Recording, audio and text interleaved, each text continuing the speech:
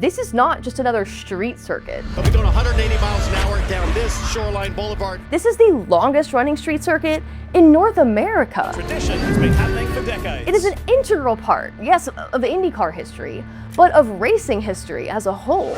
Longest running street race. We've got a shootout at the beach. This is Long Beach. The biggest races on the IndyCar And calendar. this is IndyCar lore.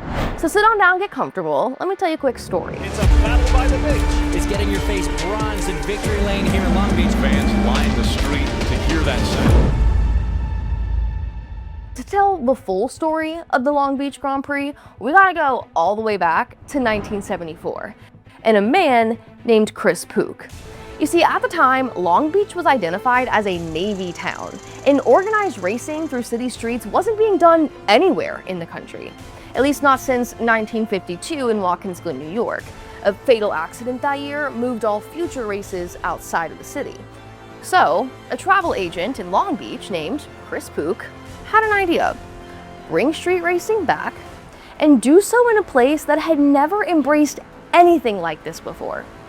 Thus, the foundation for the Long Beach street circuit was laid. And once the city got on board with this monumental idea, extensive work went into developing a safety system, of course, and less than a year later, Pook's idea came to life. On September 28th of 1975, more than 65,000 people watched the first official race through the streets of Long Beach. It was a Formula 5000 race, and by all accounts, it was a major success. So much so that just 6 months later, the second race was run, but this time for a crowd of more than 80,000 people. And this time, it was Formula One.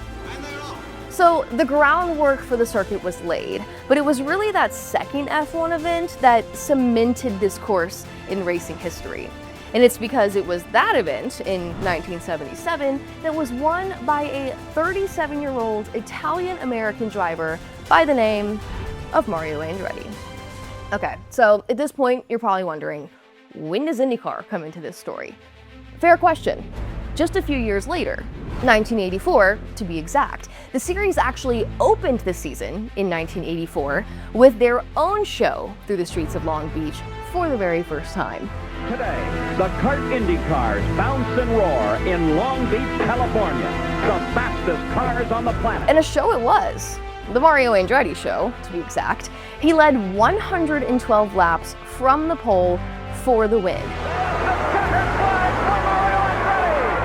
And Andretti's performance and notoriety introduced this series to the Southern California market in a big way.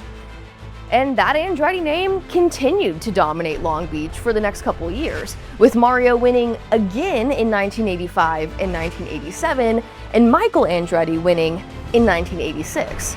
Now, Long Beach is actually the site of both Michael's first and final IndyCar wins. Checkers for Michael Andretti.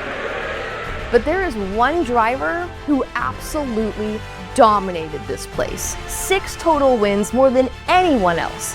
Well, the backdrop is the beautiful liner Queen Mary. We're in Long Beach, California. The king of the beach, Al Unser Jr.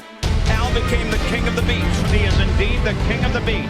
And no, that is not just a nickname given for exaggerated storytelling purposes here. That is a very real and very well-earned nickname. The king of the beach. Will he be the king of the beach again? Unser's reign began with his first win back in 1988, and from there he went on a 4-year legacy-building streak, winning back to back to back to back. 4 straight Toyota Grand Prix. Every year from 1988 to 1991. But that's only 4.